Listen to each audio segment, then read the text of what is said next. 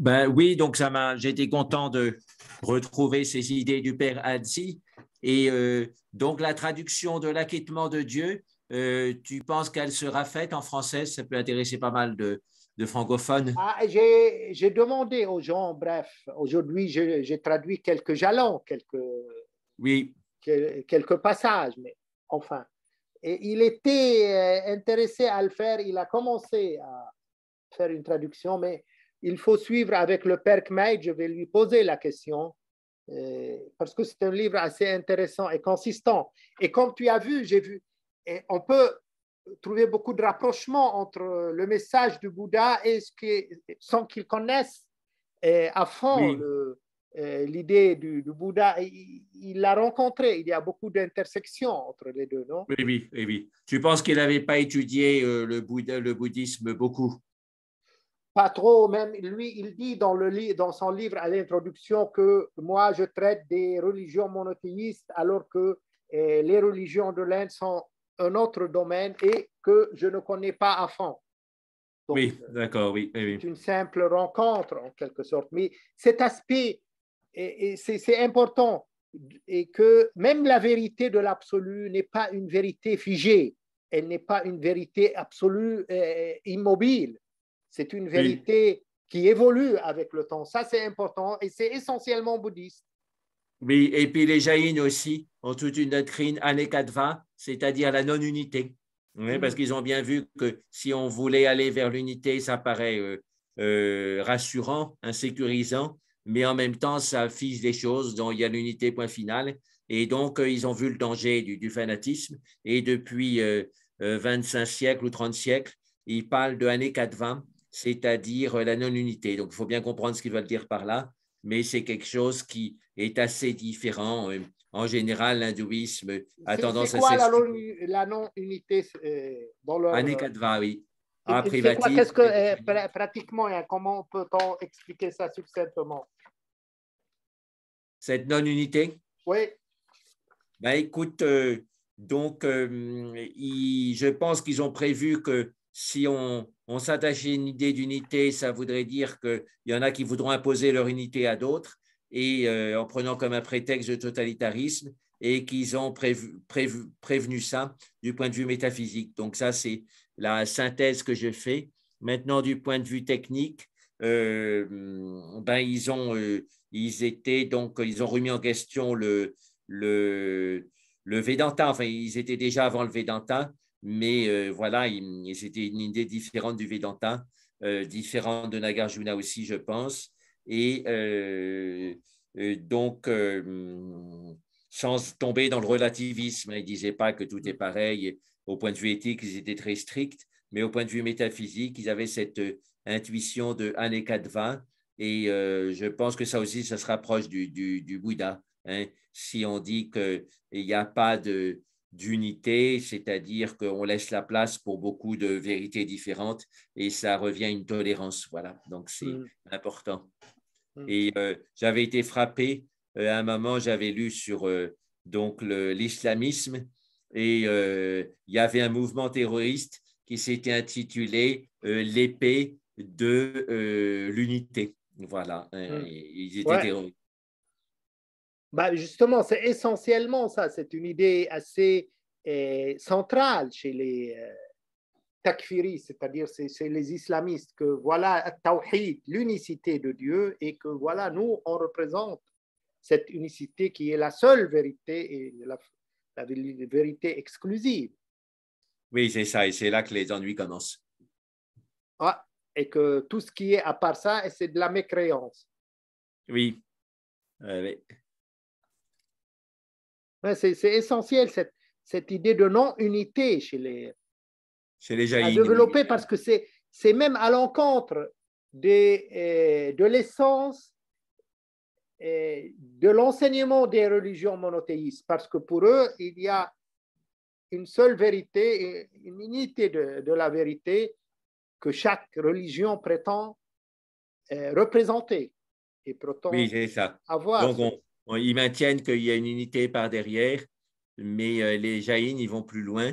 Et dans la métaphysique, ils incluent cette idée de non-unité.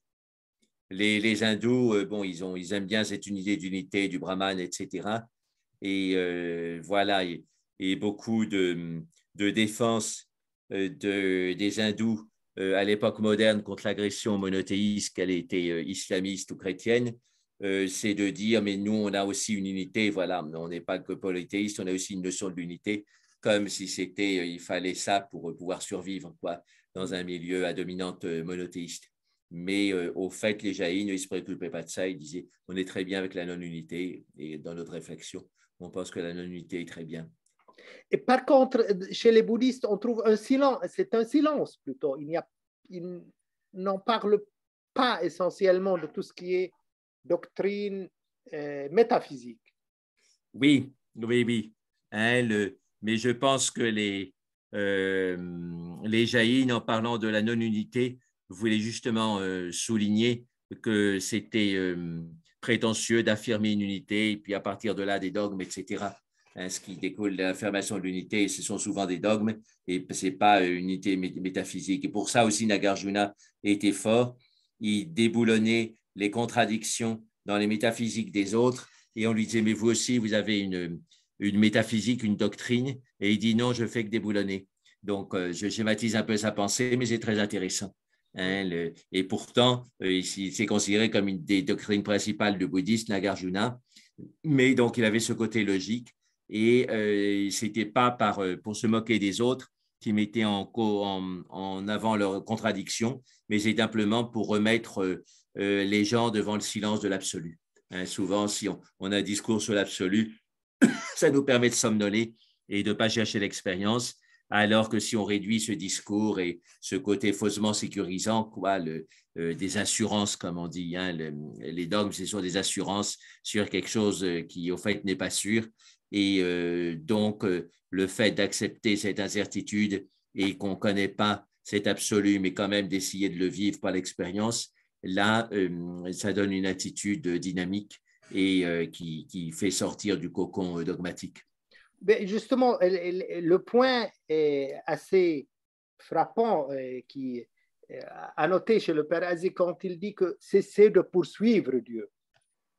Là, si vous voulez connaître Dieu, il est l'absolu, mais en plus que ça, tout ce qui est au-delà de ça, c'est presque des bavardages. On n'est pas apte, on n'a pas la possibilité de le connaître. Donc, oui, donc autant réduire, autant pas passer des dizaines d'années à étudier des subtilités théologiques. Hein, autant réduire ça et aller directement vers l'expérience mystique.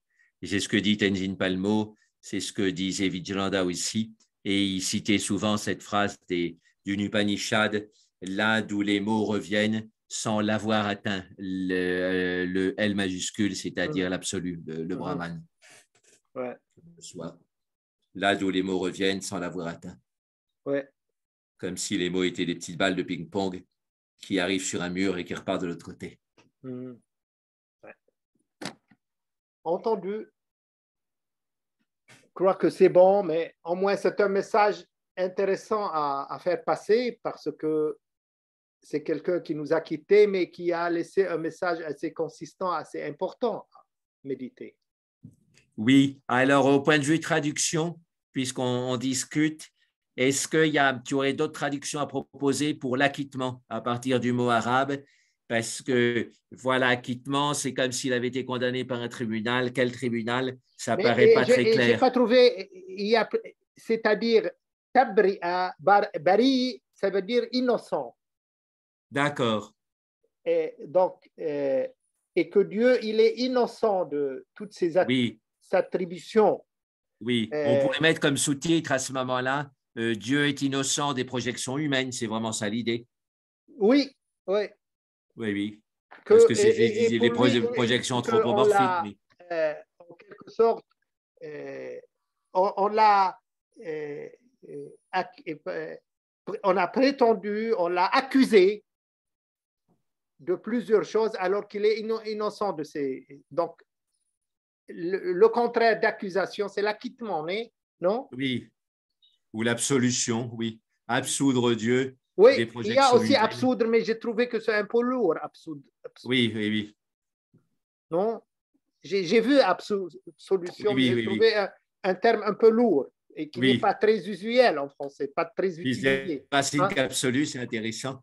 Hein, donc, il faut absoudre l'absolu des projections humaines. Oui, C'est mais c'est pas paradoxal. lourd comme terme. Si on aurait posé la question à Geneviève si elle était là maintenant. Oui, oui, oui. Je vais lui passer ce texte pour voir Oui. quelle est. Je dis au groupe, j'ai eu Geneviève au téléphone il y a 2 heures et elle s'excuse de ne pas être avec nous. Ce n'est pas par des intérêts, mais c'est parce qu'on lui change son ordinateur.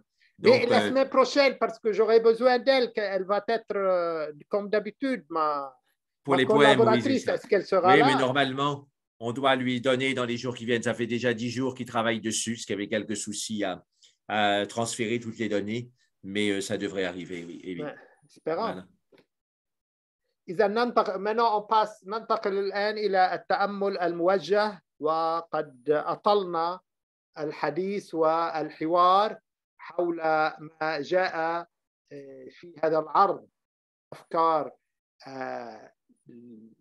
وطروحات وتعاليم الأب الراحل جوزيف أزي ولا سيما وقد قارن في هذا الحوار بينه وبين البروفيسور جاكفيني بين تعاليم أزي ما قاله أزي وبين تعليم بوذا وكان الحوار يدور هل أن الأب أزي عرف غوتاما بوذا لأننا نجد الكثير من نقاط اللقاء والالتقاء بين التعاليم البوذية وبين دعوته مثلا إلى الكف عن ملاحقة الله والكف عن التساؤلات الميتافيزيقية الكبرى.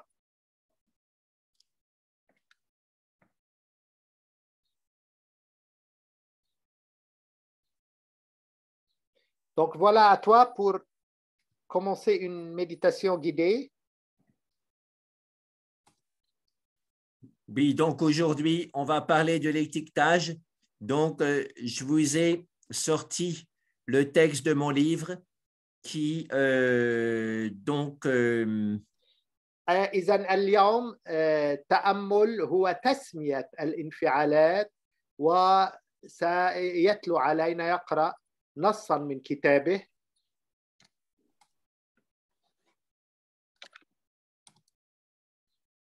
Voilà, donc, discussions et ça. Je vais vous le mettre سيضع sur le هذا chat. النص بتصرفكم في الشات.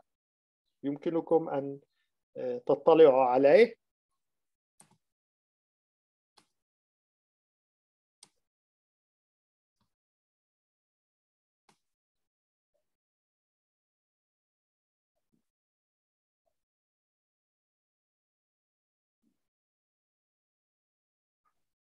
Tu vas le mettre sur le chat, là, n'est-ce pas? Oui, c'est ça. Je peux te l'envoyer aussi par WhatsApp. OK. Pas de problème. Voilà, donc, là c'est passé. Hein, donc, c'est la méthode, ça s'appelle la méthode de l'étiquetage. Et donc, on va travailler dessus. N'hésitez pas à l'ouvrir aussi. إذن هي طريقة تسمية الانفعالات وهذا تأمل يمارس كثيرا في التقاليد لا سيما البوذية والتبتية.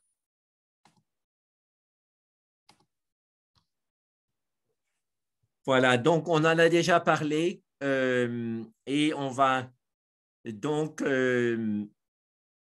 l'idée c'est de freiner le bavardage mental, mais en laissant quand même une place à la parole. إذن سبق وتحدثنا عن ذلك والفكرة الأساسية هو أن نكبح قليلا هذه الثرثرة الفكرية ولكن من خلال استخدام الكلمة. Et donc, la technique, c'est de ne pas tomber dans trop d'étiquettes parce que de nouveau, ça deviendrait un bavardage mental. Donc, on a un nombre limité d'étiquettes pour désigner le fouillis intérieur. التقنية تكمن في أن لا نستخدم الكثير من التسميات كي لا نقع مجددا في. Donc, c'est une méthode qui a été enseignée principalement par Mahasi Sayadaw. هي طريقة علمها مهاشي سيداو. Quel Donc, siècle? c'est un maître birman de Vipassana, mais avec une méthode différente de celle plus connue en Occident de Goenka. إذا هو معلم فيباسانا من برمانيا برماني. Et donc, et l'idée de Mahasi Sayadaw, c'est d'avoir la base d'une bonne posture pour faire face à son mental. إذا الفكرة الأساسية هي أن نجلس في وضعية جسدية وفكرية نواجه فيها فكرنا. Avec une insistance sur la respiration abdominale qui ancre مع bien et qui fait travailler la non-peur. التركيز على التنفس البطني الذي يقوي جانب اللا خوف ومواجهة الخوف. Et donc, en cela, il est un peu différent du Theravada habituel qui insiste beaucoup sur la base du nez comme moyen de concentration. وهو في ذلك يختلف عن التيرافادا التي تركز على قاعدة الأنف والمنخار للتأمل والمراقبة. Mais il reste complètement dans l'orbite de la définition du Vipassana. لكنه يبقى في إطار تحديد الفيباسانا. Vipassana, ça veut dire claire vision intérieure. ما يعني الرؤية الداخلية الواضحة. Et on peut appliquer cette claire vision intérieure à des phénomènes variés. ويمكن أن نطبق هذه الرؤية الداخلية الواضحة على أمور عديدة ومختلفة. Et donc, on va commencer par là. Donc, on s'assoit وسنبدأ من هنا sur un coussin suffisamment haut, avec les hanches bien ouvertes, ça réveille. إذن نجلس على مخدة أو عالية قليلا. Même si on est assis sur une chaise, on peut ouvrir les jambes pour avoir les hanches bien ouvertes. حتى لو كنا نجلس على كرسي عادي يمكن أن نوسع الفخذين كي يكون الصدر منشرحا. On creuse les reins, ça donne un support solide pour l'exploration du mental. نقعر الكلوتين. Et on détend l'abdomen, ça donne un sentiment de non-peur. ونرخي البطن وهذا يعطي شعورا باللا خوف. Et cette non-peur est fondamentale pour aller loin dans l'exploration du mental. وهذا اللا خوف أساسي كي نذهب بعيدا في استكشاف Et donc, وثبر أغوار فكرنا. on passe déjà un petit peu de temps pour bien asseoir cette assise, cette posture. إذن نستعد بداية ونتقن هذه وضعية الجلوس.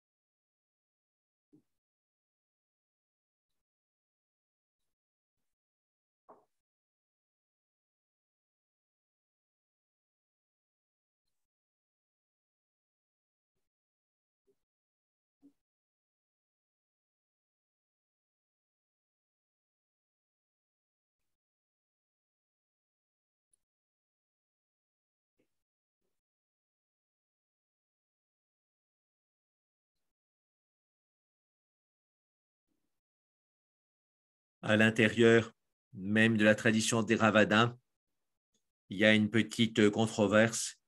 في إذا داخل التقليد الترافادا هناك مفارقة معينة.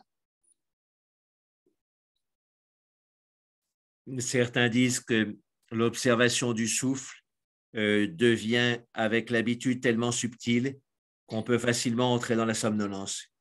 إذن بعضهم يقول أن مراقبة النفس تصير مع العادة مرهفة لدرجة أن يمكن الإنسان أن يدخل في شيء من الغفو النوم. Et finalement perdre l'objet de méditation, ce qui n'est pas la preuve d'une bonne pratique. وأن نفقد بالتالي موضوع التأمل وهذا ليس بما نسعى إليه.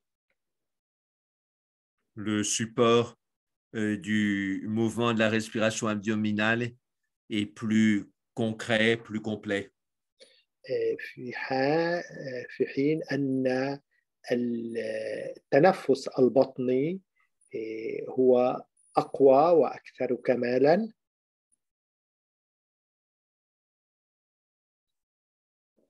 Donc, on travaille là-dessus. إذا نشتغل على ذلك.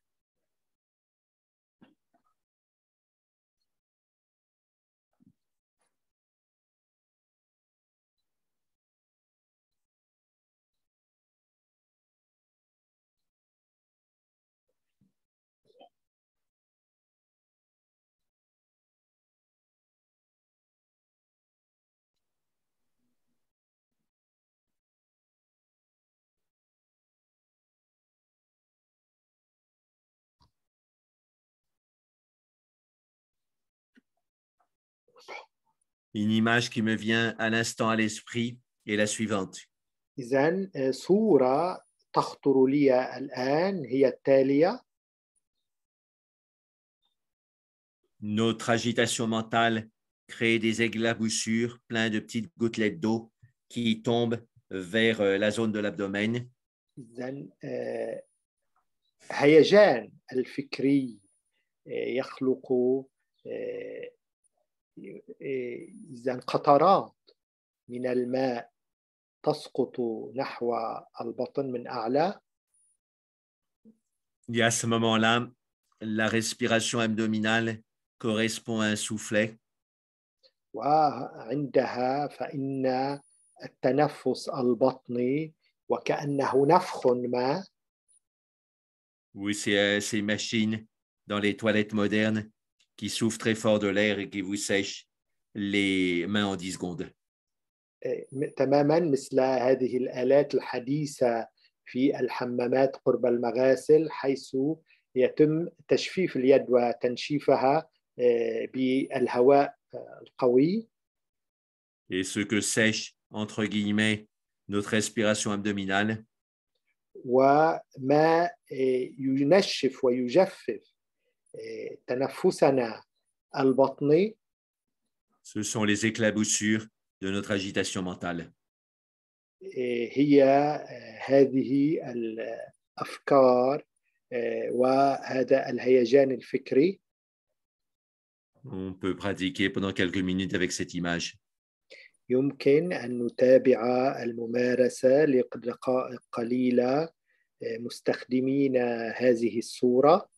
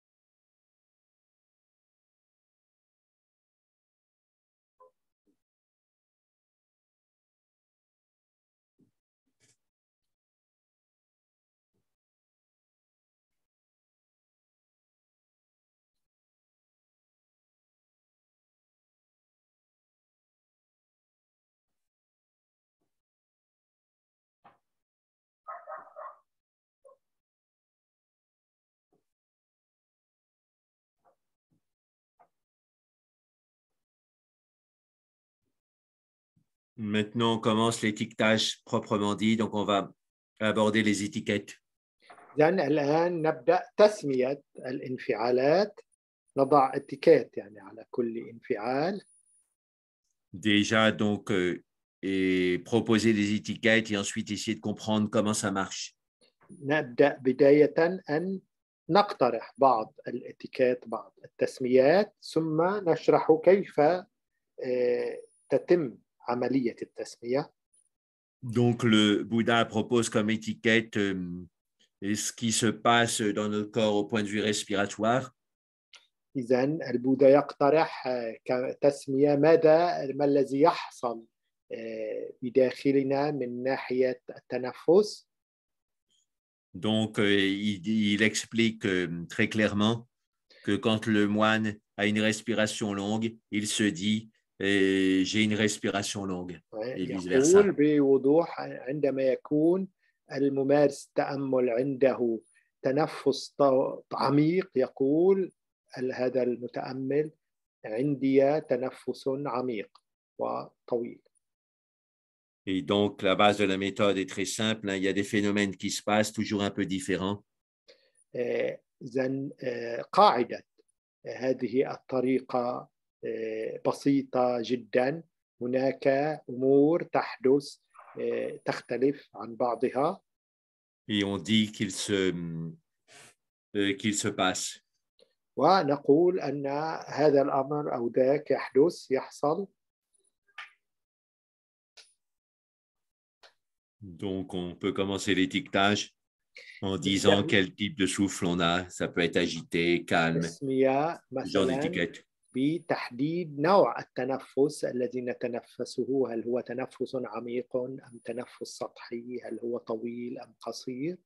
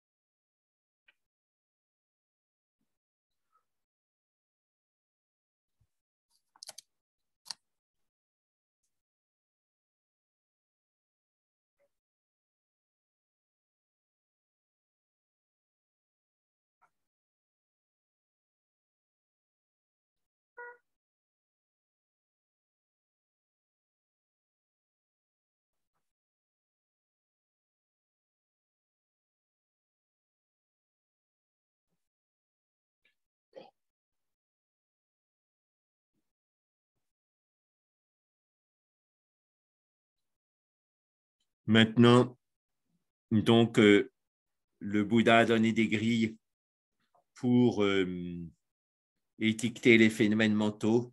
Donc, il y a déjà les 5 obstacles, c'est-à-dire... البوذا يعطي عددا من القنوات لكي نسمي ونحدد ما الذي يحصل على صعيد الفكر في التأمل. La somnolence et l'agitation mentale. مثلا هناك أمور يعني متناقضة متواجهة، النعاس أو الهيجان الفكري. L'avidité et l'aversion.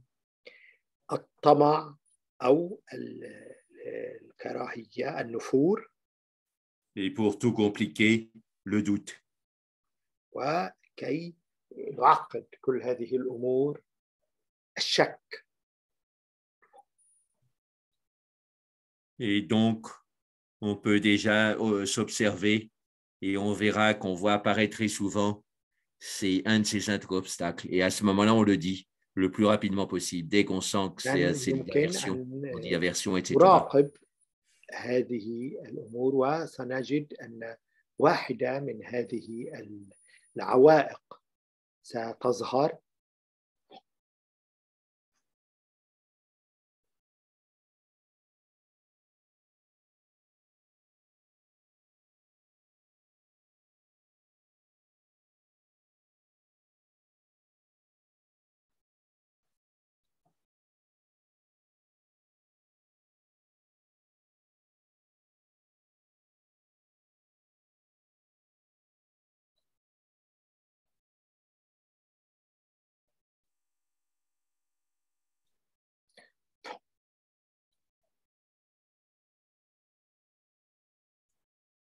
Donc, l'idée, c'est d'aller vite et de repérer le début d'aversion, le début d'avidité, etc., le plus vite possible et l'étiqueter le plus vite possible. إذن المبدأ هو أن يعني نشكر بسرعة وأن نسمي الانفعال الذي يظهر بأسرع ما يمكن.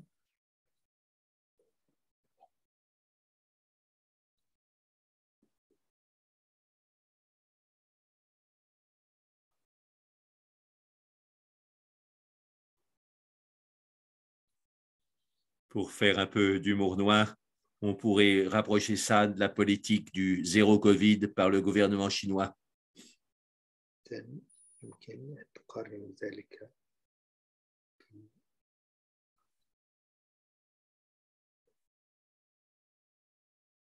C'est-à-dire que dès qu'il y a un événement qui se passe, comme l'apparition d'un nouveau cas, ils réagissent très fort. ما أن يظهر أي انفعال حتى تكون ردة الفعل قوية. Et réagir très fort, dans notre cas, ça veut dire dire une parole qui est adaptée. وأن ردة فعل القوية من ناحيتنا هي تكرار كلمة مناسبة للانفعال. Donc la sensation, l'émotion, le phénomène intérieur qui remonte est comme un coup d'épée vers nous. إذن هذا الإحساس الذي يصعد وكأنه ضربة موجهة. Et on part ce coup d'épée avec un autre coup d'épée qui est celui de la parole adaptée. ونواجه ضربة السيف هذه بضربة أخرى هي الكلمة المناسبة. Et donc, grâce à ça, on se sépare du phénomène, par exemple, de l'émotion en jeu. On s'en sépare par la parole. إذن وبفضل ذلك ننفصل عن هذا الانفعال بفعل الكلمة. Et donc, il y a une formule toute simple qui peut résumer ce travail. هناك صيغة بسيطة يمكن أن تلخص هذا العمل. Parler, parer, se séparer. لأن تكلم، تحدث، زين هذا الأمر وانفصل عنه.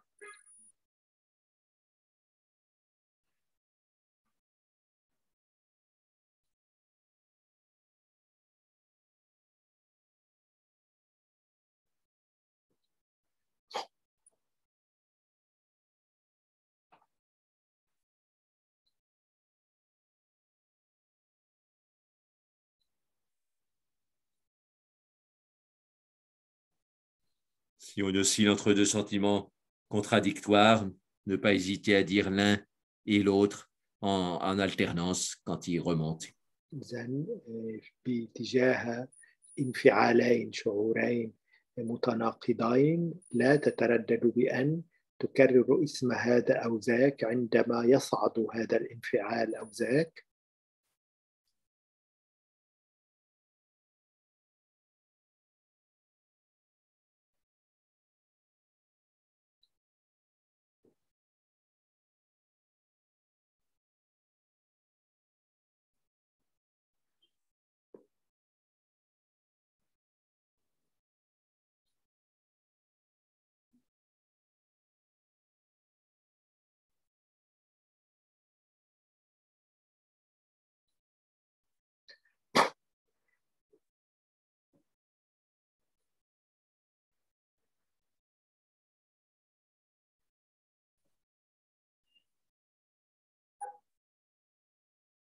Maintenant, on peut travailler sur des facteurs favorables, des facteurs d'éveil, des facteurs qui nous font progresser sur la voie spirituelle. إذن يمكن الآن أن نعمل على عوامل تشجع، تطور النمو والتطور الروحي. Et donc, les dire, ça aide à mieux les repérer, mieux les comprendre et mieux les encourager. أن نكررهم، أن نلفظ أسماءهم سيساعد ذلك على أن نحييهم وننشطهم. C'est donc en miroir de dire les facteurs négatifs. إذن وكأنه فعل المرآة أن نردد العوامل السلبية. Dire les facteurs négatifs, ça permet de mieux les repérer, mieux les comprendre et mieux les décourager. نردد الانفعالات السلبية يساعد على تحديدها وبالتالي على التخفيف من أثرها. Donc, il y a deux séries de qualités, on peut dire, que donne le Bouddha principal. سلسلة مجموعتين من الصفات يمكن أن نقول. Il y a les 8 facteurs justes et puis les 7 facteurs d'éveil. هناك العوامل الصحيحة العادلة 8 وهناك العوامل 7 لليقظة. Les 8 facteurs justes, on les retrouve, donc c'est l'octuple sentier.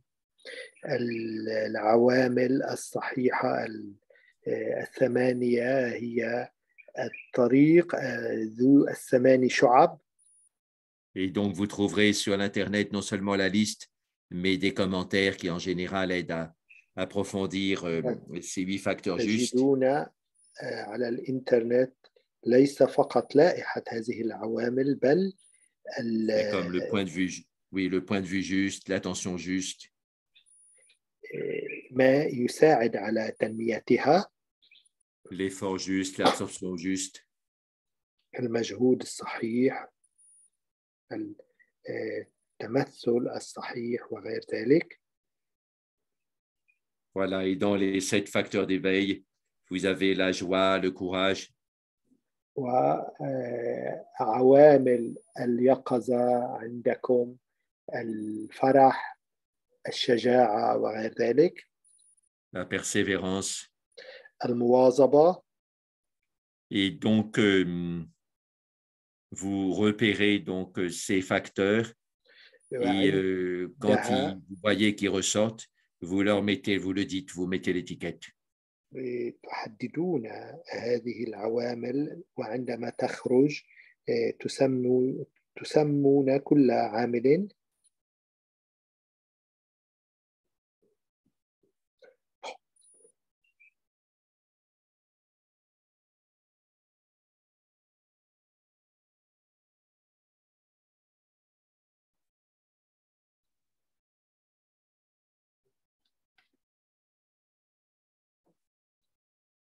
Mais même quand vous avez étiqueté un très bon facteur, après, il y a d'autres choses qui viennent, un obstacle, et vous étiquetez aussi. Donc, vous faites l'étiquetage rapide, c'est tac, tac, tac, tac. عندما تسمون عاملا جديدا تضعون هذه الاتيكيت واحدة بعد أخرى.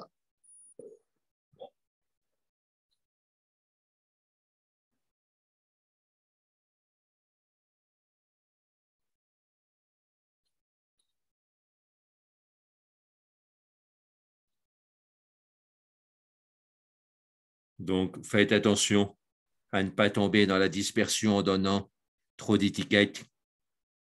وانتبهوا أن لا تتشتتوا بوضع العديد من الاتيكيت. Vous faites des grands groupes pour fonctionner, pour vous donner une idée, entre 10 et 20 étiquettes, pas plus. إذن فقط مجموعة مثلا من الانفعالات الكبرى أو مجموعات الانفعالات، مثلا 10 مجموعات أو 20 الحد الأقصى. C'est comme les symboles, hein, on médite sur quelques symboles pour développer la concentration. مثل الرموز، نتأمل بعض الرموز كي ننمي التركيز. Et orienter le mental vers le silence. وكي نوجه الفكر نحو الصمت. Mais si on a trop de symboles, ça devient un bavardage. ولكن إذا كان عندنا الكثير من الرموز فهذا يصير نوعا من الثرثرة. Et ça voile la pureté de l'expérience de fond, l'expérience mystique de fond. وهذا يفقد يشتت الاختبار الصوفي العميق. Donc, quelques étiquettes pas trop précises, mais que vous appliquez vite, du style colère, patience. بعض الاتيكيت التي تضعونها بسرعة مثل الغضب، الصبر وغير ذلك من الانفعالات.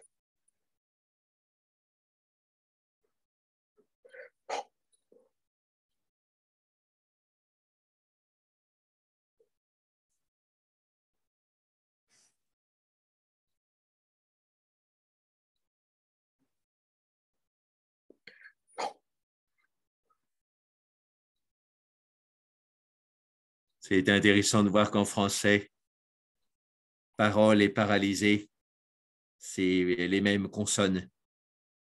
بالفرنسية parole كلمة paralysé أي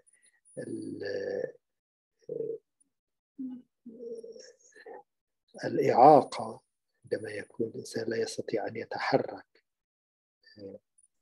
Et quelque part, ça nous indique qu'il y a des paroles comme celle d'exorcisme qui peuvent, par exemple, paralyser nos démons intérieurs.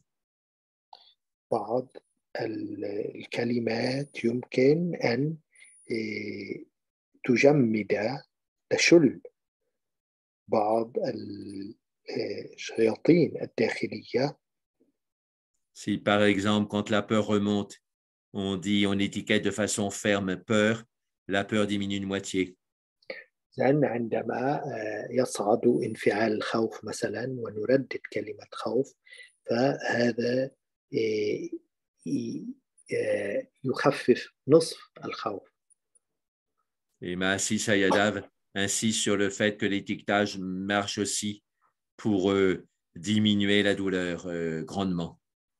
وأيضا سيداو يركز على أن التسميات هذه طريقة التسمية هذه تخفف أيضا من الألم.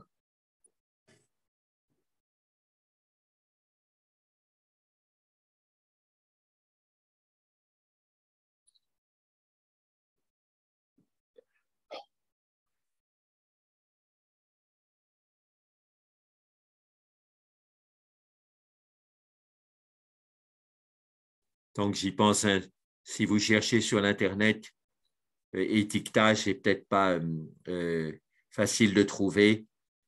Sinon, vous cherchez via Mahasi Sayadaw en français ou en anglais.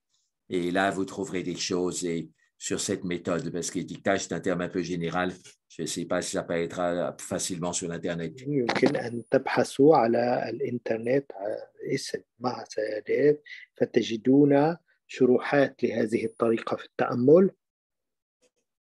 Et donc, Mahasi, c'est M-A-H-A-S-I, et Sayadaw, S-A-Y-K-D-A-W, même si ça peut être orthographié un peu différemment. إذن كرر كيف يعني يكتب اسم هذا الحكيم للبحث عن الإنترنت على منهجه وشرح لمنهجه في التأمل.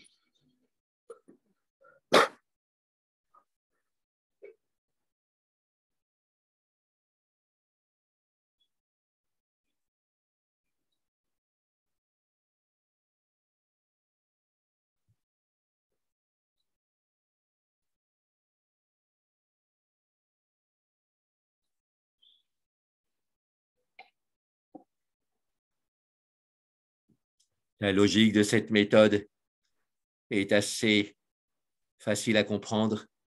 إذن مبدأ منطق هذه الطريقة سهل فهمه. Si dès qu'un mouvement intérieur ressort, vous le faites taire avec l'étiquetage. أي انفعال داخلي يخرج تسكتونه بهذه التسمية الاتكتاج. et que vous allez de plus en plus vite avec la pratique. وهكذا تتقدمون بسرعة مع هذه الممارسة. Votre mental deviendra de plus en plus silencieux, c'est logique. ويصير فكركم أكثر وأكثر صامتا وهذا أمر منطقي.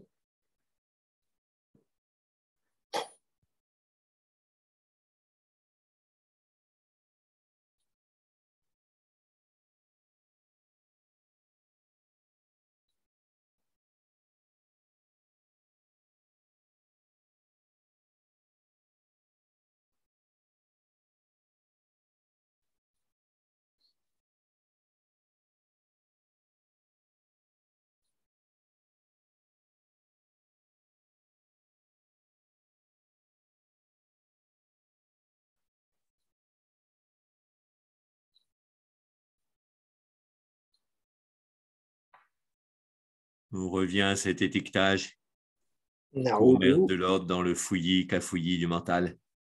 إلى هذه التسمية في عمق الفكر.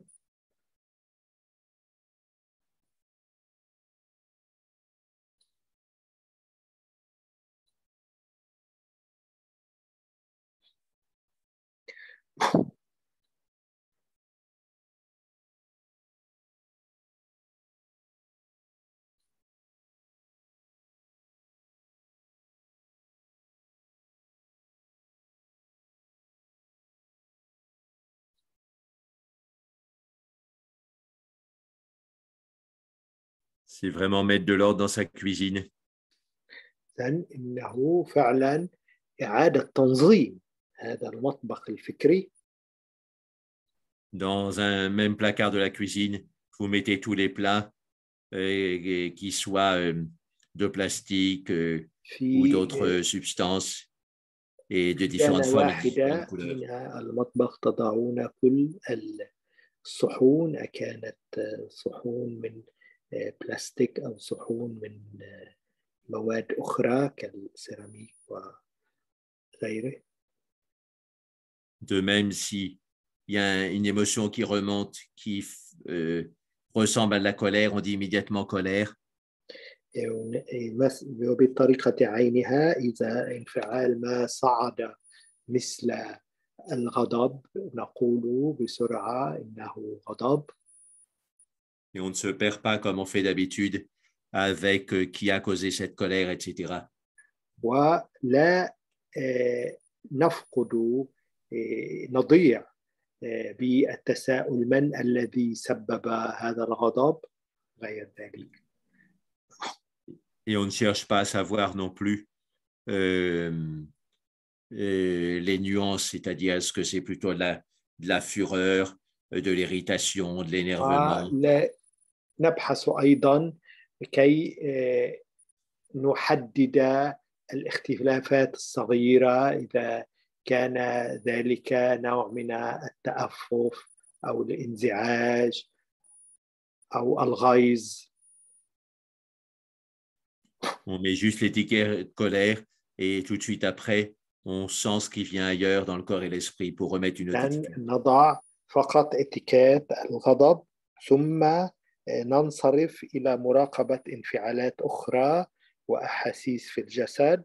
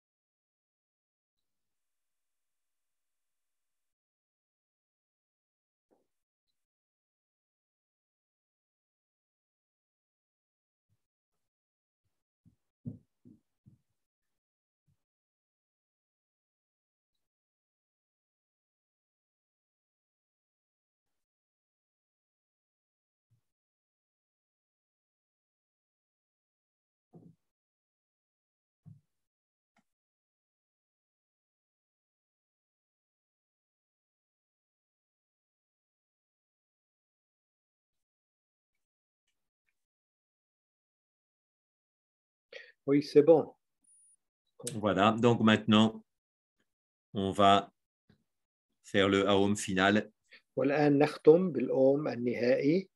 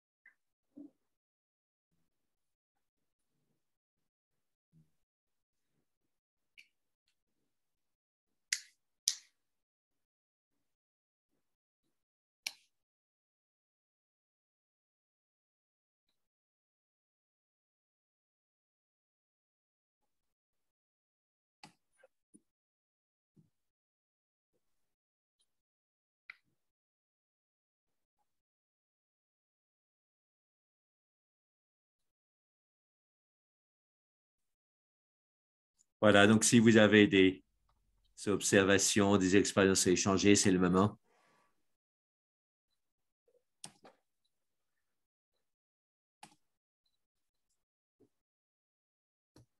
Mais Thibaut, où est-ce qu'on est dans cette fameuse interview avec Marc de Smet? Ça fait maintenant une éternité que j'ai pas réussi. Ça fait longtemps que j'ai fini. J'avais envoyé à Jacques. Hein. Ben oui. C'est où? Même la méditation, Jacques, égaré. je t'ai envoyé la méditation, tu l'avais reçue. Alors, oui, tu m'as envoyé la méditation et donc il faut que je la fasse passer, c'est vrai. Hein, au moins qu'on commence par l'interview. Non, mais je l'ai reçu l'interview, oui, oui. Voilà, donc il faut peut-être que je relise une dernière fois où Mahajoti, elle change d'ordinateur, comme je disais au début. Oui. Mais elle va la voir dans quelques jours. Ça fait 2 mois maintenant.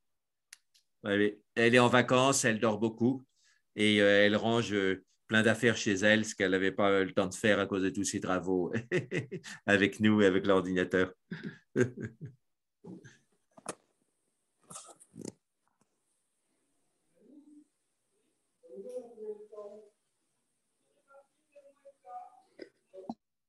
Bonsoir Jacques, bonsoir Louis, bonsoir tout le monde. Bonsoir, je suis à Grenoble, je suis à Fontaine. Ah, c'est vrai, je voyais les dessins d'enfants, c'est Mila. C'est Mila, oui, c'est les dessins de Mila, oui, oui, je suis dans le bureau de Nathalie qui fait le cours de yoga à l'étage en dessous. Ah oui, j'avais pas vu les dates, on était en vacances au bord de la mer, on vient juste de rentrer, alors du coup, j'avais pas vu que tu étais à Fontaine. D'accord, super. Oui, oui. Ah, bah, t'embrasses ta Nathalie et Mila et tout le monde. Oui, oui. Dis-moi, Jacques, j'ai trouvé difficile l'étiquetage, en fait, parce que pour moi, j'arrivais pas à relier au corps. Autant quand on faisait voilà, l'observation de la respiration, quand tu revenais à des images comme les gouttelettes, ça allait, mais après, verbaliser, là, j'arrivais pas du tout. Alors, il y a une question d'entraînement. Plus on est entraîné, plus on peut voir vers où va une sensation. Hein, est-ce que ça va vers la peur, vers la colère, vers la joie? Hein, et donc, c'est ça l'entraînement. Ça fait partie de l'entraînement, donc de développer tellement sa claire-vision intérieure qu'on peut étiqueter très facilement dès que ça commence. Et quand on réussit vraiment à aller au début de la sensation, à ce moment-là, le mental s'arrête et c'est ce qu'on cherche. Ben, en fait, après, j'étais dans un état plutôt calme, apaisé, mais j'avais pas je sais pas comment dire, j'arrivais pas à identifier des petites sensations qui remontaient. J'étais plus reliée à un état global du corps. Oui, alors, mais ça peut être une étiquette aussi. Hein, tu as une phase dans l'état global, puis après, tu auras une petite douleur au genou ou une petite envie de taper sur quelqu'un, tu vois, et là, tu l'étiqueteras aussi, tu vois. Hein, donc, ça change tout le temps, mais si tu es dans un état global de calme, c'est une étiquette aussi, état global de calme, pas de problème. Ah, d'accord. C'est pas obligé d'aller. D'accord, ok, c'est ça que Oui, je voulais oui, oui, savoir. oui, oui. On peut Au rester niveau dans la des globalité. au niveau des sensations, je dis ça parce que souvent, ça peut être assez facile de sentir une sensation et d'étiqueter à peu près à quoi elle correspond, mais ça peut être aussi des phénomènes mentaux, ça peut être des fonctionnements mentaux, dispersion, concentration. Oui, Ça aussi sont des étiquettes, hein. Je suis en état de ça, dispersion, j'ai en état de senti. concentration. Ça, j'arrivais à sentir quand il y avait de la dispersion. Ça allait, c'était plus revenir à des. euh, Tant que c'était mental, ça allait, mais après, être dans les petites sensations du corps, j'avais du mal, j'étais plus dans Oui, une et pouvoir leur donner globalité. une Ouais. étiquette à quoi elles correspondent, ben ça se développe avec l'expérience, la pratique, hein. Dès qu'il y a une petite sensation qui vient, on voit tout de suite si ça part plutôt vers l'avidité, plutôt vers l'aversion, plutôt vers la somnolence, plutôt vers l'excitation. Et D'accord. donc, c'est cette précision et cette rapidité qu'on développe avec l'expérience. Ok, merci Jacques. Là, j'ai écouté des sportifs de haut niveau parler en tennis. Oui, Parce qu'avant, j'enseignais le tennis. Et du coup, en fait, ils disaient, certains champions qui ont fait des choses exceptionnelles ces dernières années, ils disaient qu'ils se mettaient ils se créaient un autre personnage, en fait, avant de rentrer sur le terrain. oui, Un personnage, alors soit méchant, combatif, ou enfin, ils avaient plusieurs personnages dans leur tête, comme ça. Et comme un acteur, un peu, finalement. Et Rafael Nadal, un des grands champions récents, là, qui disait, il se mettait dans cette. C'est une façon de fonctionner pour la concentration, je pense, et pour gagner, surtout après. oui, c'est-à-dire, c'est un peu comme une possession alors. Oui, Oui, c'est ça, il se laisse posséder par c'est ça. l'esprit de la victoire ou quelque chose comme ça, oui. Oui, oui. Et puis Oui, bon, oui, après, oui, oui, c'est intéressant. Oui, oui, les gens qui, dans les trans des religions primordiales, les gens qui sont possédés, ils développent une force considérable. Et même actuellement, quelqu'un qui est pris par la fureur, il peut avoir une force considérable, beaucoup plus que dans un temps habituel, quoi. oui. Et évidemment, après, il faut faire attention à par quelle entité on est possédé. Oui, mais je pense que quand ils sortent du cours, après, ils redeviennent normaux, entre guillemets. Oui, oui, oui, Ben, heureusement. oui, oui. La transe du tennis. Oui, c'est. Non, mais c'est assez intéressant parce que là, si tu veux, il y a 3 joueurs en ce moment qui ont fait des choses exceptionnelles qui n'ont jamais été faites dans l'histoire du tennis. Oui, C'est-à-dire ils gagnent tout depuis plus de 20 ans. oui. Et eux, Oui, c'est c'est vrai qu'ils ont. intéressant de voir ce qu'ils disent de leur jeu, Mais oui. voilà, même Oui, oui. Djokovic, qui est un des 3 meilleurs, là, Djokovic, il racontait quand il rentre sur le terrain, il s'adresse à l'infini, à l'univers, au ciel. Il a un rapport assez divin à tout ça, finalement. Il dit qu'il a une mission, lui. Donc, c'est assez profond, quoi. Oui, oui, oui. Mm.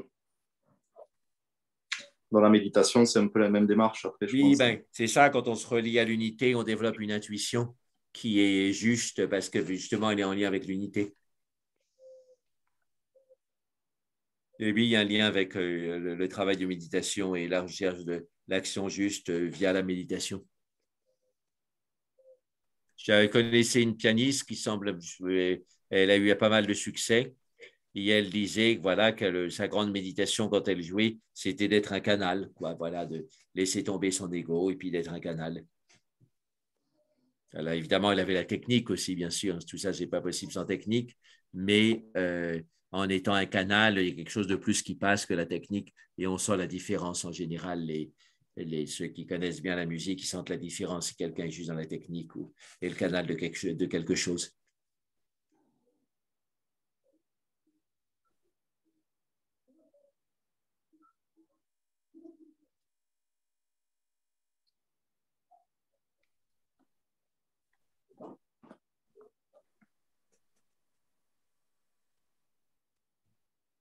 Jacques, Oui,